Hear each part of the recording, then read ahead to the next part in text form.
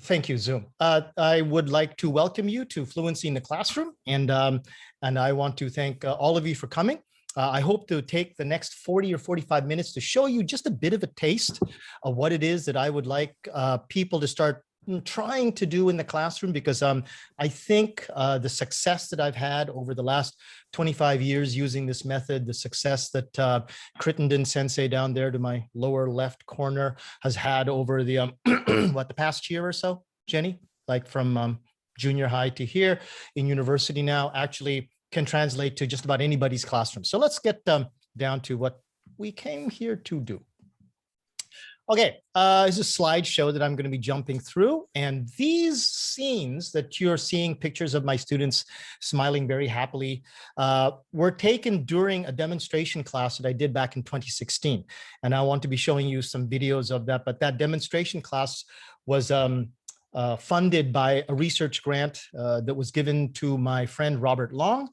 We signed up a bunch of students to be model students for us, and they signed model releases, so there's no problem with any kind of violation of privacy or anything here, so please don't worry about that. Okay, so let's get going here. Oops.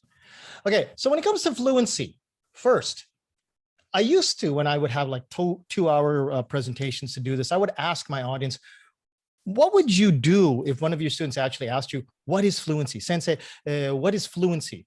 The CEFR says fluency is very important, but what is it? I think I know what it is, but what is it? And as instructors, we should be able to give our students some pretty good, 5-word, 8-word elevator pitches as to this is fluency and this is what you want.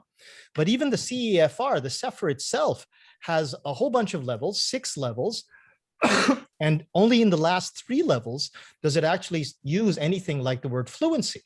It talks about being semi-fluent, fluent, very fluent, but it doesn't actually tell you what fluency is. It tells you, if you're at this level of the CEFR, you can do this, you can do that. If you're below that level, you can do this, you can do that. But that's not any kind of an elevator pitch that we can get to our students and tell them this is what you want to target. So one of the first things that I wanted to do was just first figure out fluency. Oops. So if we do figure out what fluency is, what do we do in the classroom? How do we take whatever it is that we did to redefine fluency and change our classroom so then we can start teaching the things that we know intrinsically will help and get away from all of the test orientation that we do, get away from all of that grammar translation that we are forced to do because of the nature of those tests, and find a way so that then we don't have to abandon the textbooks, or we don't have to have fights with our teachers about priorities in the classroom. We can actually do both at the same time.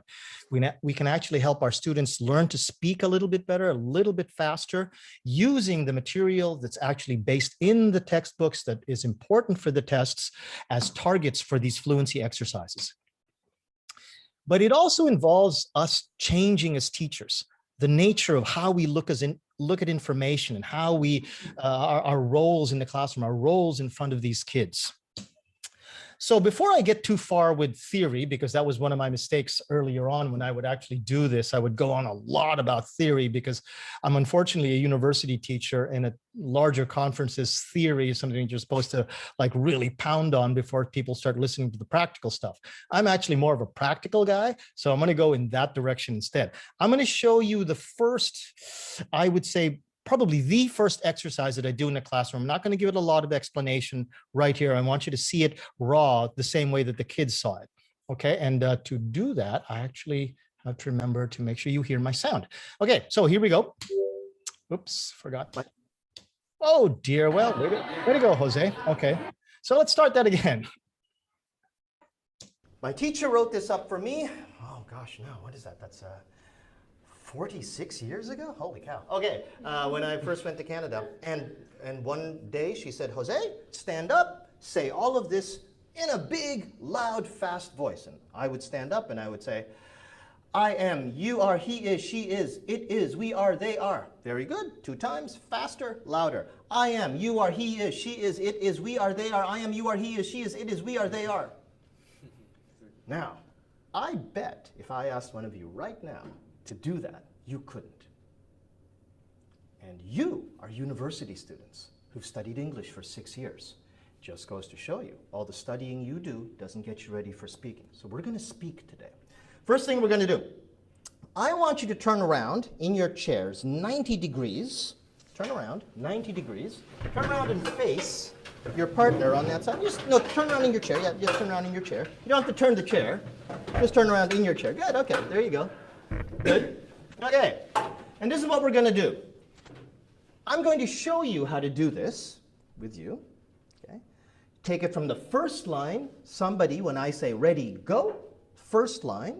Okay. You will, I'll go with I am. You'll begin with you are, and I'll continue with he is, she is, and we'll continue from there. When we get to the bottom, we go back to the top. Ready? I'll start. I am. You are. He is. She is. It is. Look at me. Look We at me. are. They are. I am. You are. He is. She is. It is. We are. They I are. am. You He are. is. She It is. We are. Over here, over here, over here. Very difficult, yeah? Yes. But it looks so easy, yeah? Because looking at something in English, studying it on paper is nowhere near as difficult as looking at somebody in the eyes. So it's okay. If you want to look at this, go ahead. Take a look. You can check the order. You can check whatever it is you want. But when you speak to a person, learn to go from paper to a person's eyes. Look all you want, but when your mouth moves, you go back to the person. Okay, when I say ready, go, somebody begins. Look at your partners. Ready, go.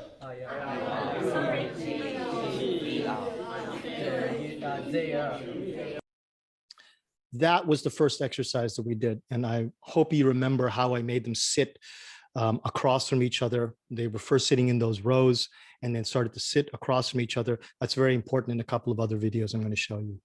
From that point, which is the first 5 minutes of a 16-week semester, we escalate this and we start moving it up. We scaffold it using the same basic system that you see, where there's no paper, there's no textbooks. It's me and a piece of chalk, plus demonstrations with the kid that's come up to the seat where the boy with the glasses was sitting. And we do those demonstrations. We start from very simple places, and eventually we get to something like this.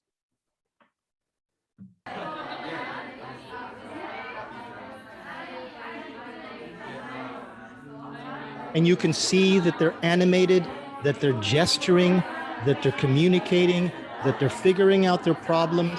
What Robert Lowe was saying upstairs in the featured speech about communicating, that's something that they're naturally doing because they've learned how to do that through the last, this is week 13. You can see here that says week 13. Jenny, can you see my, my cursor? Yes. Okay, so you can see that that's week 13. They are just about to go into practice sessions for their group conversations and then go into their group tests. Now, of course, this was pre-pandemic, but eventually we're all going to go back to our pre-pandemic lifestyles, you know, the saints willing. But this is something that I've had a lot of success with. And this class, this is probably a TOEIC 500 level class, is a slightly lower level than the class that you saw with that demonstration class. So I've had some pretty good success with this. And one of the reasons I've had success is I hope some of you are thinking about that whole question I said, what is fluency? Well, a lot of people will get fluency confused because when I would ask people, okay, define fluency, and people would say things like, oh, well, fluency is speaking beautifully.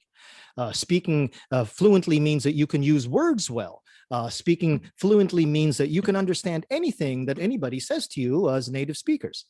And they're confusing complexity and accuracy with the actual physical skill of being fluent. The physical skill of being fluent is separate from your actual knowledge set of how much English that you know or what vocabulary that you have. And I'll make a very quick point about it.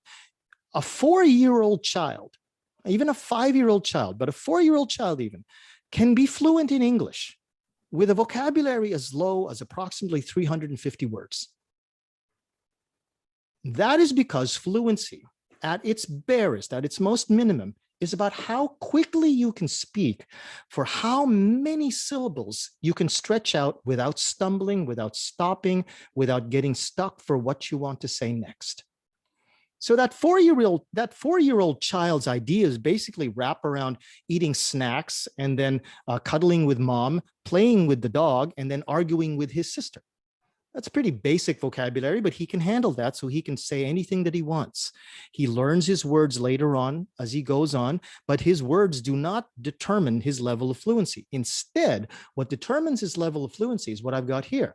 How many words per minute that he or she can speak, and then a secondary excuse me, a secondary measure called the mean length run. The mean length run, basically, if you're a linguist, you measure this normally in syllables. But as I was saying before, if we're going to be communicating this to students, we tell them, okay, you're fluent if you can speak at 110, 120 words per minute as a basic level. So I can just give them a 10-word elevator pitch.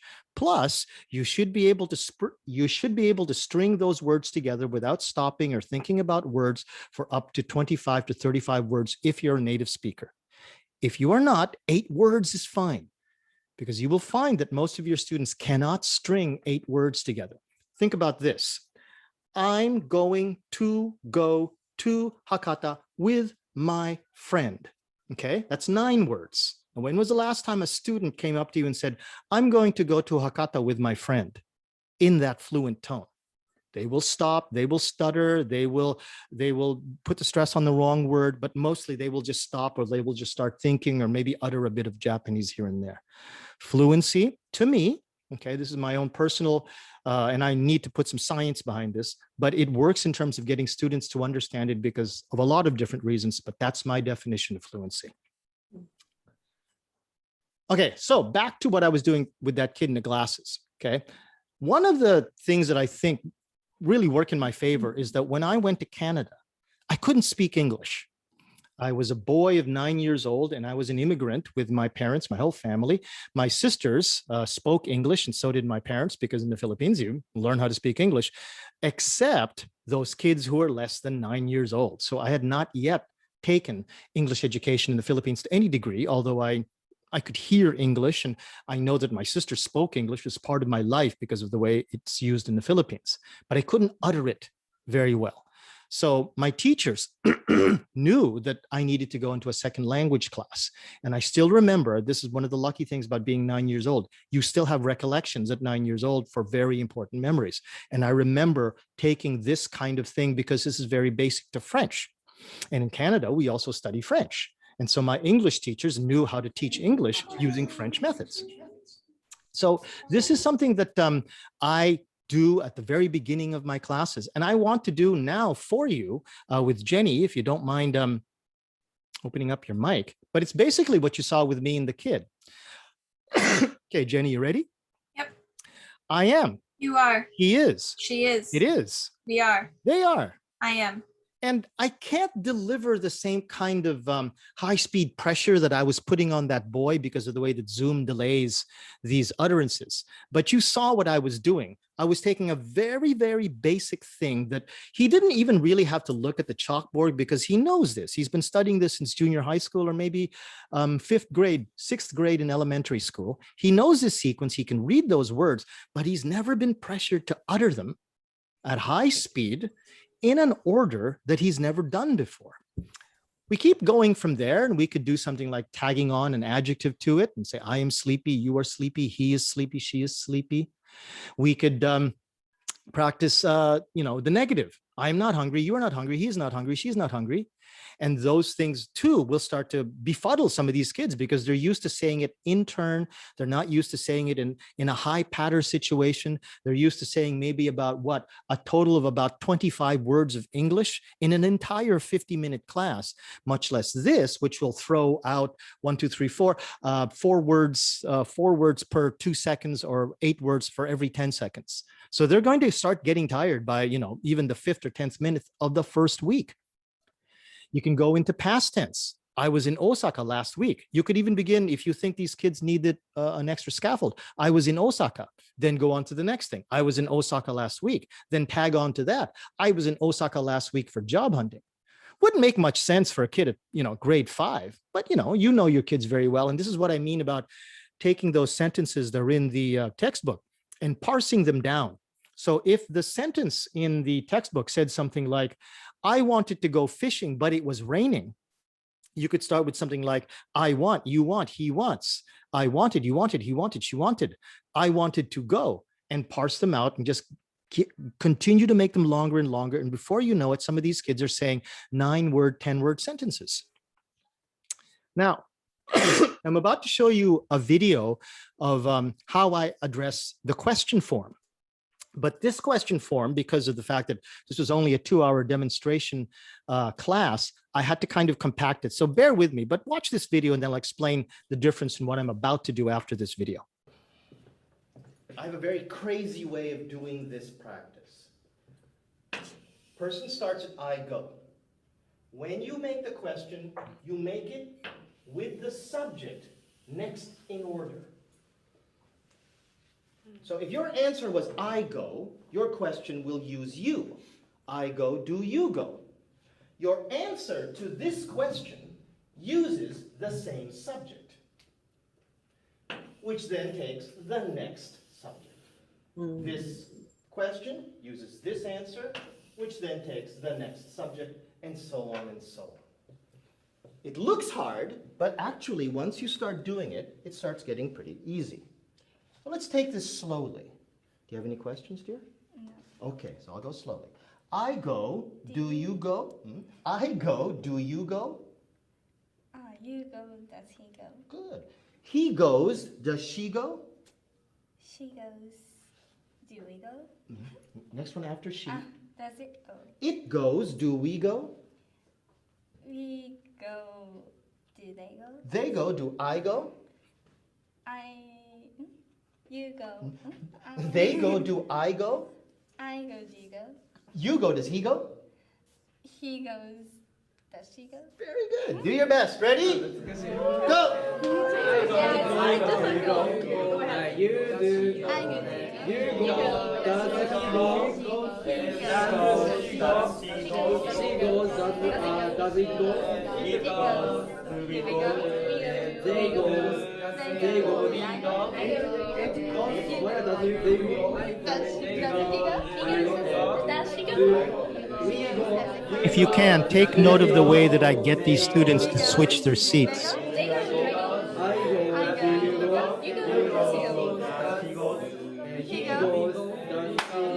Set!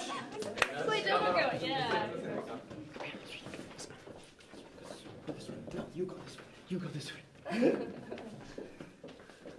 You okay? Okay. If you need to look, you can look. But when you speak to my eyes. Ready? I go, do you go? You go. Does he go? He goes, does she go? She goes. Does it go? It goes, do we go? We go. Do they go? Good. Do your best. Ready? Go! I go. Do you go? Do you go? You go. Does he go? One of the things before we go on, I want to point out too that I think you don't really appreciate until you actually get into a classroom and see this for yourself, is the din that occurs. And as soon as I say go, everybody starts speaking. And that kind of psychological effect is hard to appreciate unless you're actually a student in there. Up to now, these kids, when they've been asked to speak, it's, okay, Taro, it's your turn. Stand up and read the next 2 paragraphs. Taro is shaking in his little white sneakers because he knows that his pronunciation isn't very good and people are listening to him and you know, total anxiety. But in this classroom, nobody can hear you speak. As a matter of fact, you can barely hear yourself speak. So that forces you to actually speak even more loudly, which makes the whole din even bigger, which makes everybody else speak more loudly. It's a very much a positive cycle of getting people to start speaking with a little bit more power. But more than anything else, it gets these kids to feel like there's a group dynamic happening here that's very different from a very silent, sort of concentrating, almost sullen classroom where there's a lot of note-taking. We were doing something very similar to this, and I'm going to show you another demonstration with Jenny. But basically, it starts from the same I am, and as I said in the explanation before, to make the next question, you don't just go across to the same subject verb and switch them over. You want a little bit of difficulty, so you have to use the next subject in order. Next subject in order from I is you, and you make a question with that, so it becomes I am, are you.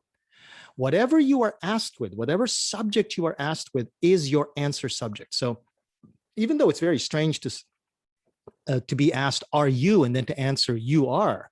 This is still basically a practice, and the idea is for them to be able to make quick responses and to be able to make these responses very quickly as soon as the other person is finished uttering. And then you are goes to the next one, is he. He is goes to the next one, is she. So have a listen to what Jenny and I are going to do. Jenny, ready? Yep. I am. Are you? You are. Is he? He is. Is she? She is. Is it? It is. Are we? We are. Are they? They are. Am I? I am. Are you? You are. Is he? He is. Is she? She is. Is it? It is. Are we? Good. And so on and so on and so forth. Okay. Now, what I usually do is I do 2 demonstrations. Okay. In the other class before, it was 1 demonstration per, because it was a small class and I had to cram in a lot of exercises. But in a normal class, I would do 2 demonstrations just to make sure that everybody understood and everybody got a turn. You can do this with I do you, all of the irregular verbs. You want to do I can you can he can she can it. It's not a bad practice. Let's try this with somebody else. Eddie, would you like to volunteer as I'm forcing you into this situation? Eddie? Oh, that's me. Eddie. Yeah. That's me. Oh I'm dear. sorry. Okay. Oh, it's Erie or Erie? Oh, Gomenne. Oh. I misheard you. I heard Eddie. Oh, I'm instead of sorry. Eddie. Yeah. Okay. So what? Okay. Well, you anyway. Ready? Me. Okay. Here, ready? Okay. This is I do. You okay with this? Mm-hmm. I do. Do you? You do. Does he? He does. Does she? She does. Does it? It does. Do we? Oh, my screen disappeared. Yeah. Yeah. I do this Did to that my on students, and the purpose. very first time I do it, Yeah. some of the students just freeze, and they don't even have an expression on their face. They just freeze. Mm, mm-mm. So, okay, you want me to show you that again? Okay. Okay, I'm gonna kill it again. You ready? Oh, I'm looking. It Okay. does it. We do it. Okay. I do. Do you? You do. Does he? He does. Does she? She does. Does it? It does. Do we? We do. Do they? They do. Do I? I do. Do you? You do. Does he? You. Wait a second. See, I max out. It's okay. It's okay. Now, what I Yeah. want us as instructors to experience, Mhm. and especially here, the very first time you hear about it, is the same kind of feeling that our kids have. Yeah. Sometimes I think we forget what kind of trauma these kids are undergoing in the classroom when we're trying to get them to do something that's difficult. Yeah. The nice thing about this is it isn't that hard. Here, let me go back to the screen. Mhm. It isn't that hard to look at it, okay? But to do it the way that I'm doing it is actually hard for anybody that's never done it. And when you start being able to empathize, to be more compassionate to your students, you understand their problems from a different viewpoint, which is one of the first steps in how you need to change as a teacher to be able to teach this kind of physical skills class.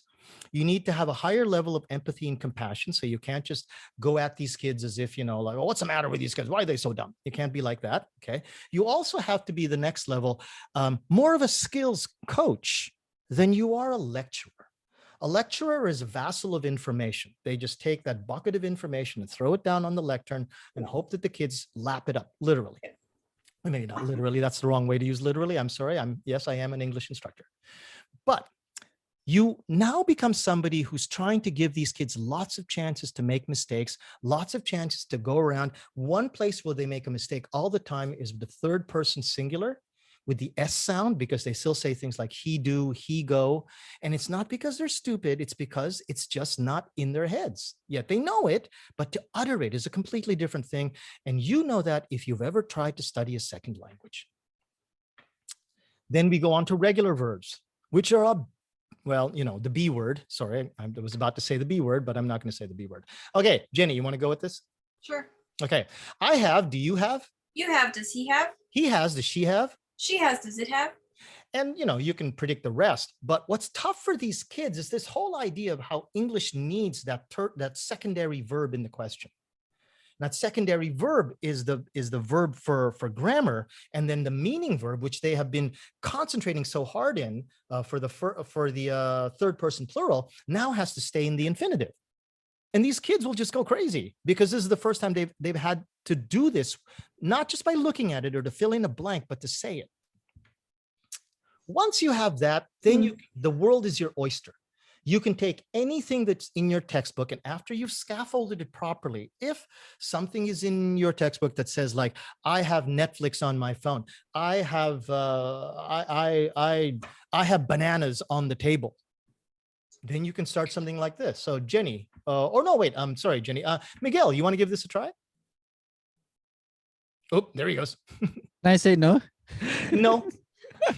But I All want to right, ask here you we a go. question before we go. How Uh-huh. long am I allowed to stay in this room with everybody until?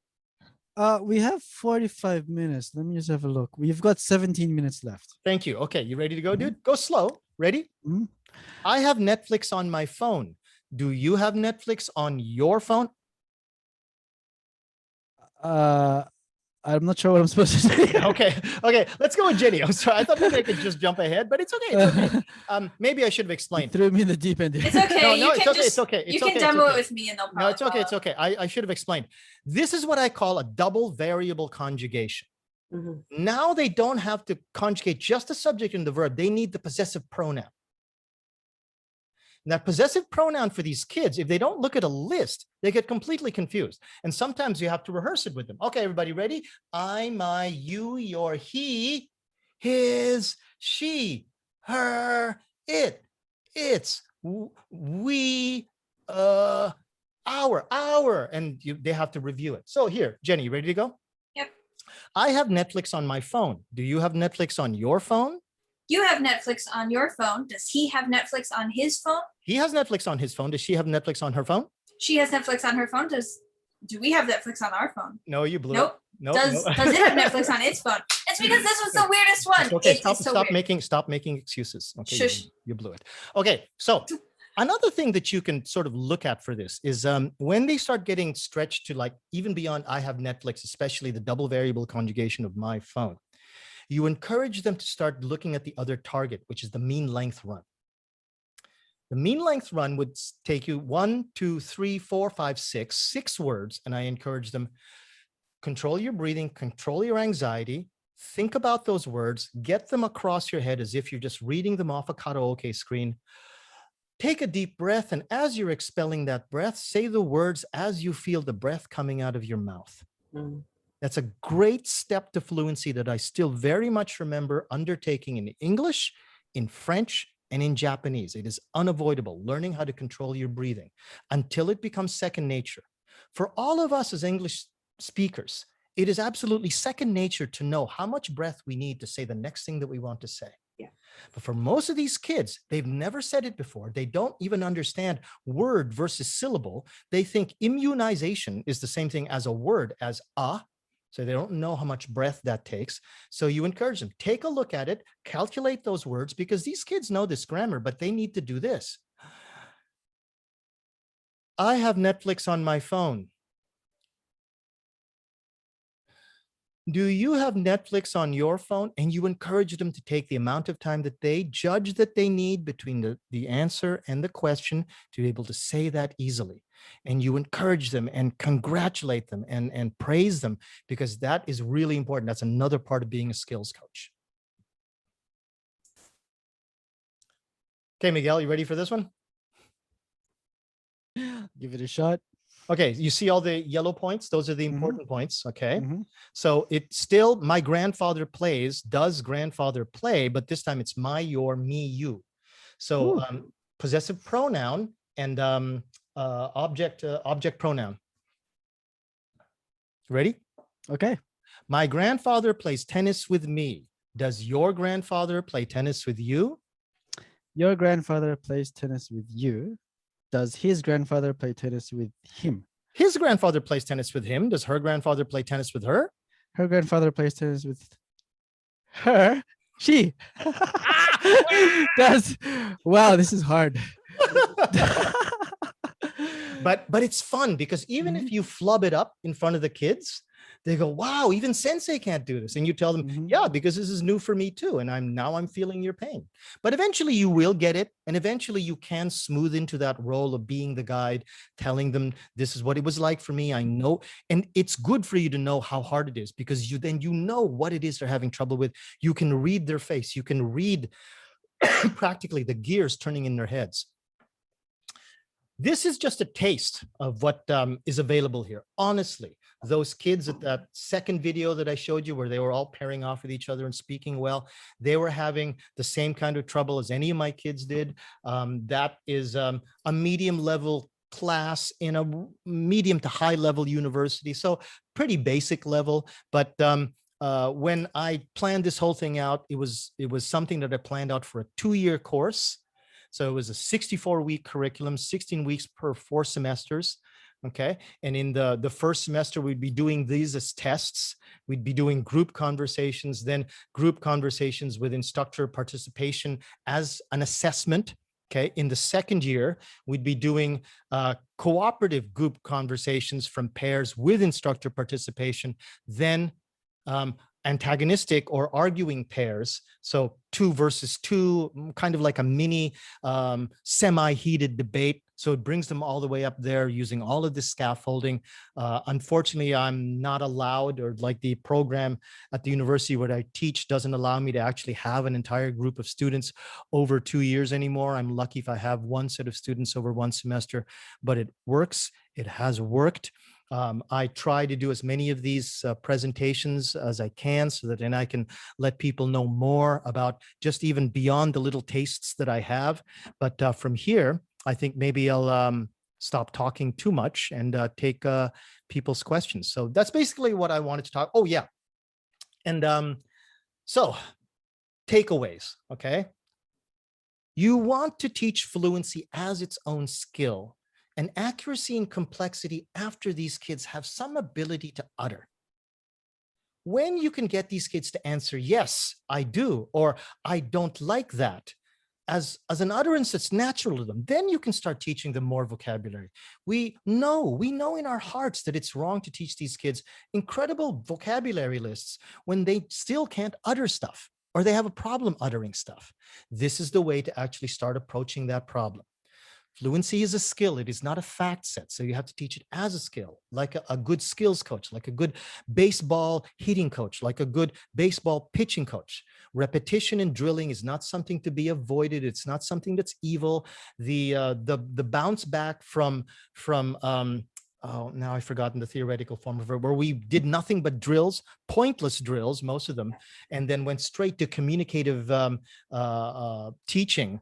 There was a gap in between where we didn't actually give these kids a chance to learn some useful utterances, some useful phrases that they would be able to do in communicative teaching.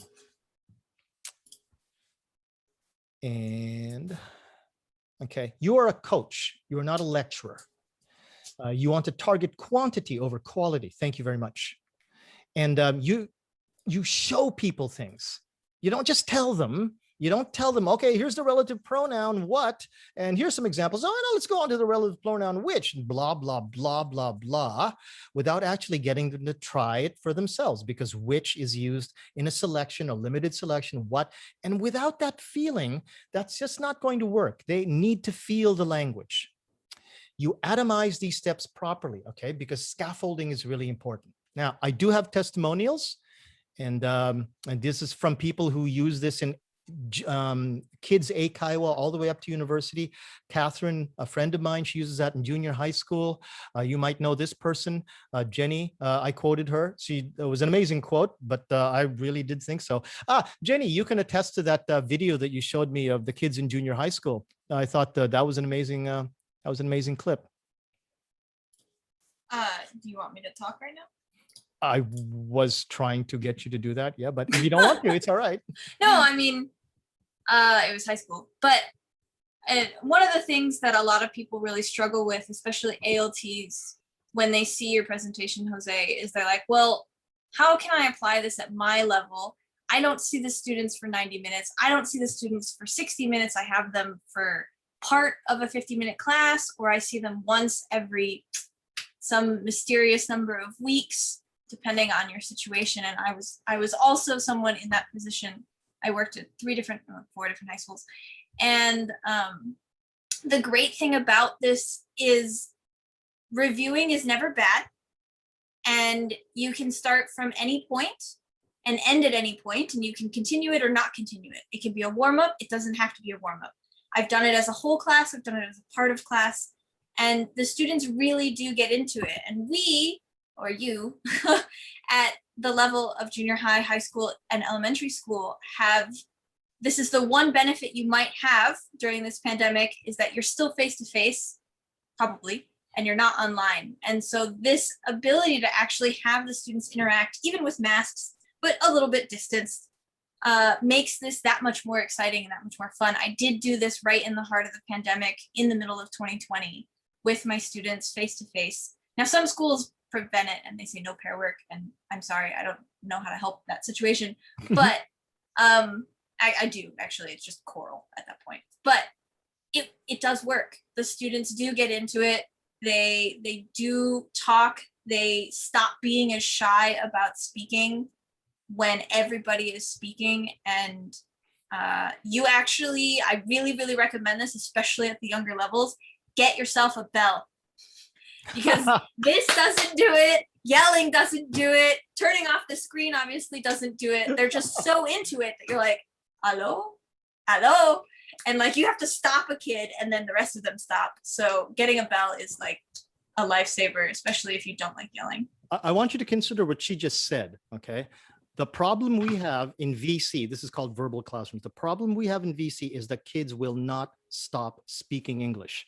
They are speaking English so loudly they can't hear you. Now that is the reverse of most of your situations. And the last one is from my good buddy, Adam Jenkins. He does this at the Shizuoka Institute of Science and Technology, another university. And he has the same success that I think most people have when they adopt it. So take out your cameras, grab that QR code. Or write down that URL, or DM me on Facebook. That's my email down there at the bottom. And I would like to, once you've got that code, I'll probably pop it off in just another minute or so, because I want to show you where it actually goes and tell you what you can access from that QR code. But while we're waiting, does anyone have a question? If you want to raise your hands or just shout out, if you open up your mic. Anybody, even our unseen audience? I have a pretty big unseen audience, it looks like. I think Gabriella just made everybody want to come here. Not really sure why. I've got a quick question for you, Jose. Go, Miguel. Does your entire class look like this? Just Basically. drilling nonstop? Yep. Oh. Yep. Do your students get tired? Yes, they do. It is quite normal for the kids, as soon as they're finished. Any of the kids who actually had a bottle of tea or a bottle of water in their bag, to move very quickly to their bag, grab that bottle of water and chug the rest of it down, because it is full on. It goes all the way through. And it also helps you understand when you start getting thirsty, what these kids are going through. So let me show you where this actually goes. This goes to my website, Goldfish 365, and this will be the page where that QR code lands. And here you can see all of those YouTube videos. There's like 2 hours of it. Of the demonstration where I'm showing all of the exercises, and not even all of them, because that was only 2 hours worth. There's like, what is that? 16 times 1.5 hours. So something like 24 hours of all of this. Then the presentations I've done at Fukuoka SDC, JELT 2020, the national conference, and other presentations that I've done, and the slide sets that I use. Please go ahead and avail yourself of them. You can contact me here. If you have any questions, you have my email, and I'll bring that right back on screen here. And you can contact me and ask me any questions. Okay, Ari, yeah, go ahead. Yeah, just a quick one. Just to get it really succinct. I teach in a senior high school. I'm teaching first year senior high. I teach communication strategies, and the kids stumble. And the good part is, for 2 hours a week, Tuesday, Thursday afternoons, I've got the English club with nearly 20 members. And I'm thinking of, I know this sounds kind of devious, but I'm thinking of just showing your videos to them and presenting it as a game. Why don't you just go ahead and present yourself as the teacher? Yeah, okay. You don't need me to be an intermediary for them. You can present yourself and stumble through it yourself, but I would suggest that you do a little bit of practice with the mirror or with the tape recorder.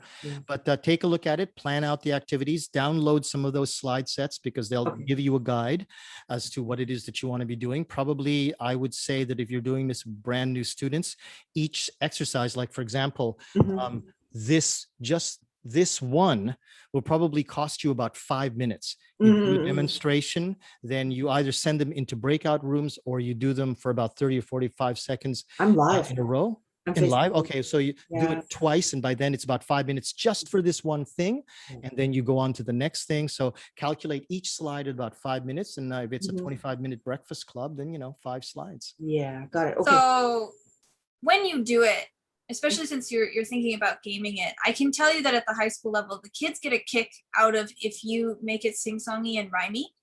Mhm, So I actually start with just the daimeshi, just the pronouns. mhm. And I'm like, okay, I, you, he, she. It's very boring this way. And then I'm like, I, you, he, she, it, we, they. I, you, he, she, it, we, they. Mhm. And it reminds them of when they were in elementary school. Mhm. And they enjoyed it back then. And it, oddly enough, they still enjoy it when Mhm. they're high school students. Mhm. And if you can master saying stuff really, really quickly, they adore it. So this here, I am, you are, he is, she is, it is, we are, they are. And you challenge them to try and go as fast as you. And Mm. it does gamify it for them. And they do, they're like, but then they try and it's hilarious. All right. And if Yeah. you want to just do, oh, sorry, here we go. No, just the other thing I do is when I do scaffolded conversations or conversation strategies to get them to do reactions, rejoinders, and follow-up questions, I do backwards build-up. They have to start from the end of the utterance, but they're still stumbling, right? So I'm Mhm. thinking this is a good remedy to get them to fluency. Mhm. The other way around. Okay, I'm gonna give this a shot. I'm gonna start from about July, August. Did you get my email? Because if you I have any just problem- got, yeah, okay, let me Do you- check. And you I'm have gonna- me. So I I'm know gonna- where you are. you know where I live. Okay, anybody else a question? I know Ariel had her hand raised at one point. Okay, I'm sorry, I can't see you guys very well. I got to bring up my participants list, but I don't see any hands up right now. But Ariel, would you like to ask the question that you were hanging on to?